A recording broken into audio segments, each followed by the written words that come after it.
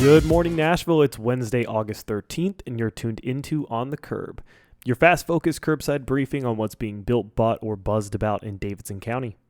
Today's lineup has a little bit of everything. The Nations is on the verge of one of the largest rezonings in Nashville history.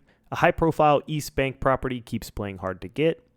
In the Punchlist, we've got a new luxury jet terminal in the works and a record-breaking honky-tonk real estate deal. And finally, a West Nashville landmark gets rescued. And no, it's not a building, it's a giant pink elephant. Let's get rolling. More than 300 acres in the Nations are just one vote away from complete rezoning. The final Metro Council reading is set for August 19th. The plan would shift the area from R6, which is traditional single family, to RM40, allowing up to 40 units per acre and introducing more mixed-use development. Thanks to the new urban design overlay, most buildings would be capped at 2 stories, about 35 feet tall. This overlay is designed to avoid the tall and skinny trend and instead allow quadplexes, garage apartments, and accessory dwelling units, all sized to match the main home.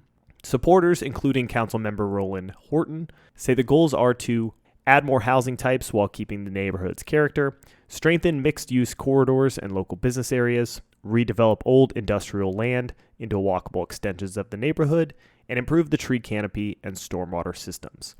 Critics question whether the housing created will truly be affordable, and if the plan's language is specific enough to protect what residents value about the area. If approved, this rezoning could reshape the Nations and set a precedent for how Nashville manages growth in other neighborhoods. You can see a full map of the Nation's proposed rezoning in the show notes. What do you think? Would this make the Nations better or change it too much? Drop your thoughts in the comments and send us a message. One of the most watched properties in Nashville has hit another speed bump. The decades-old Scrapyard owned by Icahn Enterprises was supposed to change hands months ago. It's been under contract with local investor group led by J. David Beerley and Sam Lingo, but closing date has now been pushed back again. This 45-acre site is prime real estate in the heart of the East Bank vision, and if it sells, the deal could be worth $225 million. The latest word is that the sale is still moving forward, but yet another revised timeline. And with the rest of East Bank gathering momentum, the question is how much longer can this high-profile stretch of riverfront sit idle? On to the punch list.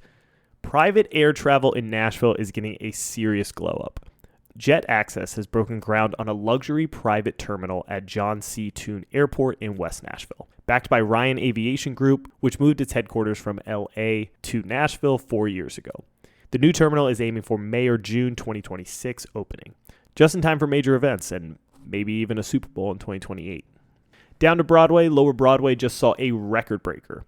After 31 years, Jack's Barbecue Downtown has sold to Robert Western World's owners Jesse Lee Jones and Emily Ann Jones. The price tag? $15 million. That's $42.06 per square foot, shattering previous records for Broadway real estate. The deal is part of Robert's big revitalization and third floor expansion plans, keeping one honky-tonk legend growing while another passes the torch.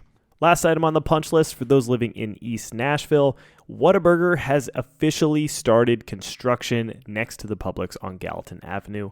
They started framing the new building, and they are expected to open sometime next year. On to West Nashville. West Nashville's most colorful and largest resident has a new home. When University Motors closed on Charlotte Pike, the fate of their iconic giant pink elephant statue was uncertain. But local craftsman Spencer Connell stepped in, rescued her, patched her up, and gave her a fresh coat of paint. Pinkie will move just down the road to Clean Getaway Auto Wash on Charlotte Pike, where she'll continue making West Nashville drivers smile for years to come. In a city that changes fast, it's nice to know that at least one giant pink elephant isn't going anywhere. That's a wrap for On the Curb. From massive rezonings to pink elephants, this city keeps us guessing. That's why I love covering it. If you've got thoughts on the nation rezoning, predictions on the East Bank, or just your favorite Pinkie sighting, let us know. You can drop a comment, DM me on Instagram, or email me your take. And if you're enjoying the show, hit a follow, leave a review, and share On the Curb with someone who loves keeping up with what's happening in Nashville.